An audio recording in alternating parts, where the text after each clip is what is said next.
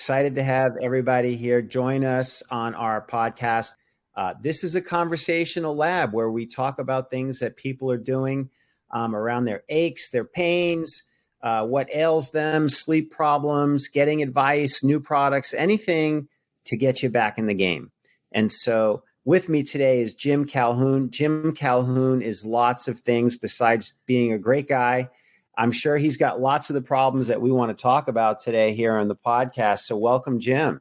Great to have you. I have all those problems and then some, Robert. So depending on how I can go, man. I'm here. Let's go. We may not have enough time in this podcast to cover it all. Exactly. Great. So, and then, welcome audience. So we're just going to jump right in with some questions here and get Jim warmed up. So Jim, are you busted up? Did things ail you? And what are these things? I am, sadly, I am a little busted up right now. And the main thing that's ailing me is my lower back. And it's probably because I have poor posture is my main guess. And so that's the main thing I'm dealing with right now would be my just lower back pain, sedentary sort of issues working, sitting at a computer, those kind of things. And it's, that's really been tearing me up, less so than something exciting like, a skydiving accident or something more thrilling. It's a little pedestrian, but that's what's going on. I am officially busted up. Yeah. Well, good. That's what we want to get into.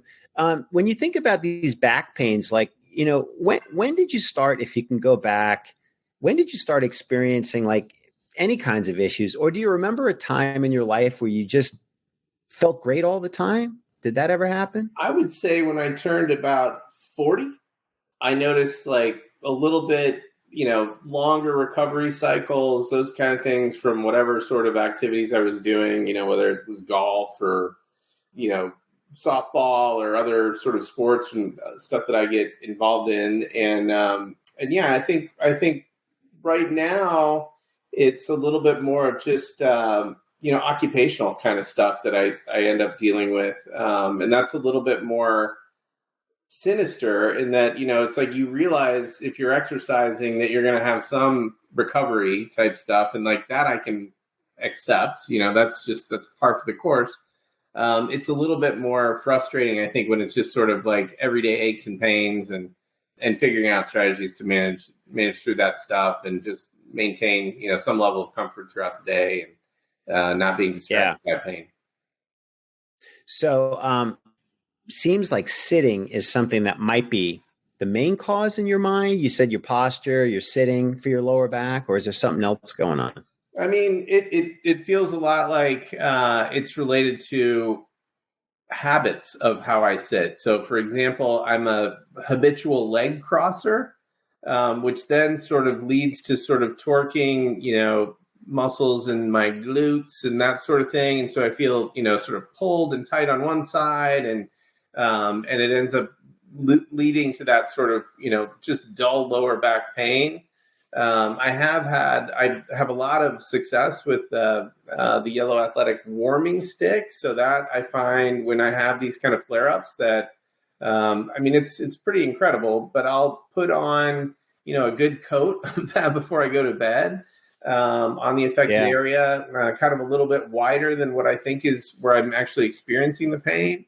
And usually after about two nights of that, it ends up, it sort of opens up the pathways. I'm feeling a lot less pain there.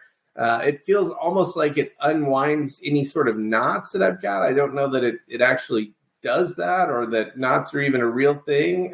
But what I experience is sort of muscular knots or knots in my muscles or tightness in my muscles.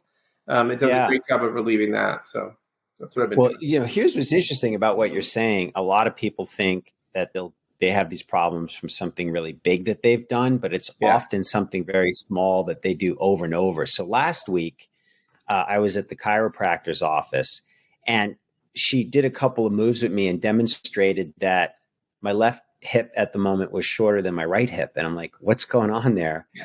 And she said, it could be from are you driving a car a lot? When you're seated in your chair, do you have both of your feet down? Do you have one of your feet down?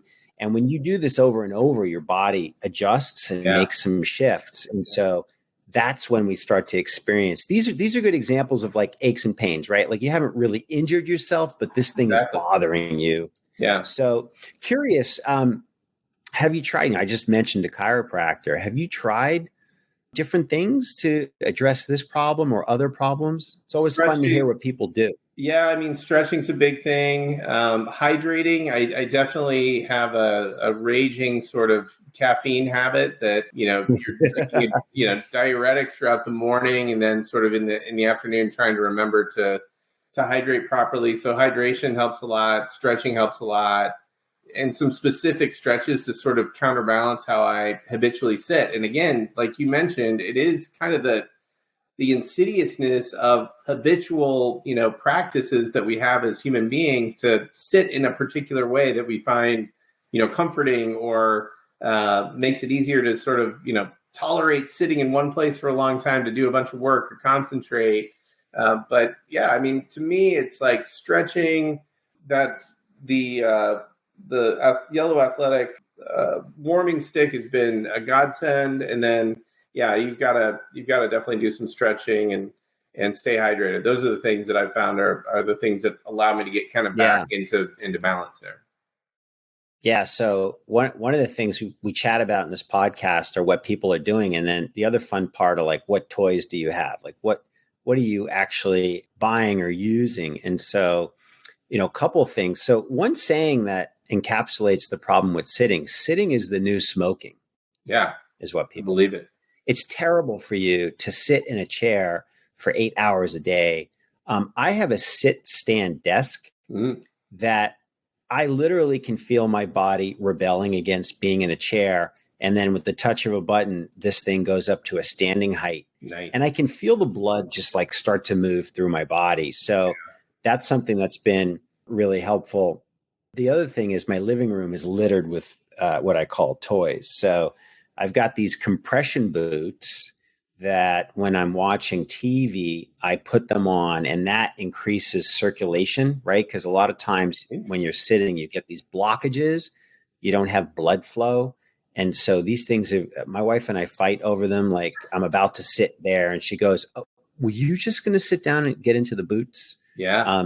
For those of you at home who are married and have one sink, you have the same problem. This sink is available 24 hours a day. But my wife and I find the same 7 minutes to need that sink. It's one of those. Yeah, one of those deals. Exactly. It's one of those, Jim. Yes.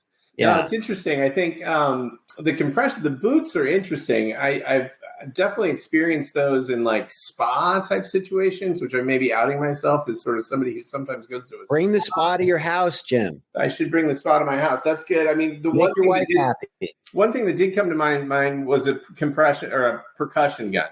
So like a Theragun type of product, I definitely wail on myself on my lower back with that thing. That's helpful too, to sort of loosen things up.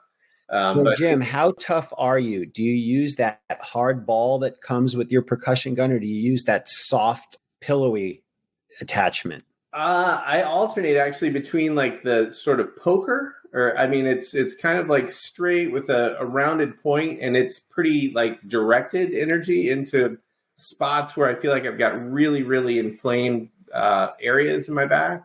I do like the soft ball. I think that's pretty good too. But it depends on what I'm sort of dealing with, whether I want this sort of the soft ball and a sort of high frequency, or I want to go kind of deep into somewhere with the, I don't know what you would call that attachment, but it's more of a straight kind of a digger or a poker type deal. Yeah, that sounds like a technical term. So listeners, percussion guns, there's two brands that are very well known. Jim mentioned one, the Theragun, and then the other one is the Hypervolt. I'm a huge fan of these tools also.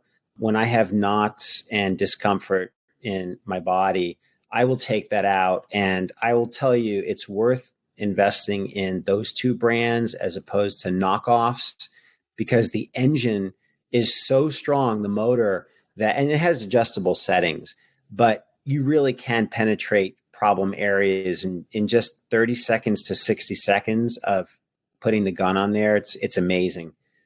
We all don't have time to get out to the spa And so bringing the spa to your house and recovery tools is very helpful. Yeah, I'm kind of curious with you, Robert. Like you're much more of like you're a super dedicated athlete, and you're doing competitive level sports and those kind of things. So I've heard the compression boots, which is new to me. Obviously, the percussion gun. Anything else that you're using or find brings you some relief from your much more exciting sorts of injuries that you run into? Yeah, here's the answer. It goes back, the origins are around the same time you experienced problems. I was a competitive athlete until about age 40, and then my body really started to let me down. Yeah. And I became depressed about it. I was like, it can't end like this. I still want to be active into my 70s and doing sports. And here I am at 40, and I had a ruptured Achilles tendon and other issues. So I started experimenting with lots of things. Some of them work, some of them don't. And when I say they work or don't, it's for me personally. I encourage you to try things. So, for example, I've gone to a cryo chamber, which is a small shower-sized booth that they take to minus 240 degrees below zero. I'm going to leave that one to you, Robert. Yeah, that is crazy. I was watching a documentary about like professional soccer, and all of the players use the cryo chamber after the game. Yeah. And also the compression boots. And so I said, I've got to try those things. And then I've got like things laying around my house. I've got the foam rollers. I've got the vibrating foam rollers. But, listeners, there's some basic tools that cost nothing that you should have. You should have a lacrosse ball. They're $1.99. You can lay on these. You also, by the way, when you're driving, someone gave me a tip. You can put this under your leg, one of your legs, and that pressure relieves it. I put it on the chair behind me, and it digs into my back. So you don't have to spend lots of money for some basic tools that really work. And so we will have an upcoming blog post in our Learning Hub at Yellow Athletic and talk about some of these tools. But, yeah, definitely, Jim. I've been experimenting. Some of the things like the percussion gun and the boots they could have charged me triple for those things. Yeah. And looking back, I would pay for it because they work. And, the cryo chamber, I'm not sure. It could be a placebo effect. Like I come out of that thing and feel like it's made a difference, or maybe it doesn't make enough of a difference. It's $40 a visit. So yeah, I'm not sure. Yeah, it's good to try things out. Yeah, I love the lacrosse ball thing, and actually, I have them all over my house. Believe it or not, having a teenager who's on the one of your kids plays lacrosse. So I never think about that, but I do. It's funny you say that because there are times where I'll like put my hand, like poke my, sort of, I don't know what that would be called, the sort of back of my thigh to try and get some relief there, and it is essentially me trying to put what I haven't thought about, which is a lacrosse ball under there while driving or other places to like kind of relieve and stretch out that area of tightness on the one side of my body. So that's a great tip. And I can totally see how that would work. I've never heard that before. I think that was, these are pearls from Here's the other use, Jim, with the lacrosse ball. When I wake up in the morning, for whatever reason, my feet are very stiff. So I stand on that lacrosse ball and move it in different spots. I can feel my whole entire lower leg and ankles loosening up. It's again, a lacrosse ball, right? Cheap, easy to have around the house. Yeah. So there's some of the toys that I have there. So let me ask you this too, Jim. You've had some physical issues like everybody else. What types of professionals have you visited? When you went to your Western doctor, what do they say about this? Have you gone to acupuncturists or sports physical therapists, anything like that? I have actually had a lot more luck with acupuncture and in dealing with specific sort of, localized tightness or pain. Carpal tunnel was something that I dealt with pretty chronically, and this was a long time ago, and I've actually sort of gotten away from that. And the only way I feel like I got away from that was through, acupuncture and a woman in a gnarly apartment in Bernal Heights that would like put me in a room with, weird jars of stuff and then stick needles in places that seems completely unrelated to my carpal tunnel syndrome stuff. But I've used that a lot and go I'm back. sure she's taking your reviews down. Jim, I'm sure she's taking your reviews down. Well, yeah, I don't think those are out there. When I loved her, but it was before the era of everything was reviewed and online. But I found now where I live, I've got another acupuncturist that I go to who's been good. But that's few and far between. I try and avoid conventional doctors and pain medicine. I try and avoid NSAIDs, anti-inflammatory type of stuff. Tylenol, those kind of things. They're pretty tough on your liver. And I find ways to be tough on my liver on my own. So, I try and not be extra tough on my liver for that. So trying to find almost anything other than a drug related sort of solution is kind of where I gravitate towards. So listeners, Jim has brought us to a segment of our show called Drop Some Science on Him.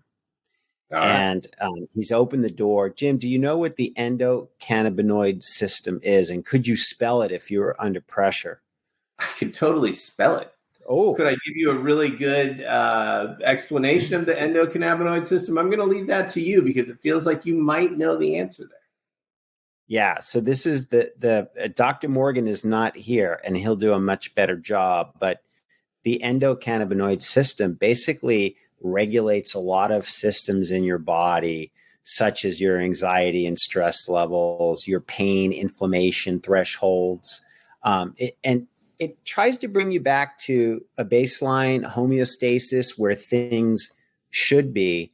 And some of the issues that we're talking about can actually be helped if you have your endocannabinoid system regulated properly. And there's things that you can do for that. And it's one of the reasons Yellow Athletic has products that help you with that. So if you have chronic pain in your lower back, some of it, Jim, is just that area is so accustomed to sending pain messages and getting inflamed, even without provocation. And so CBD can help calm that down. That's what the warming stick is doing for you, hopefully.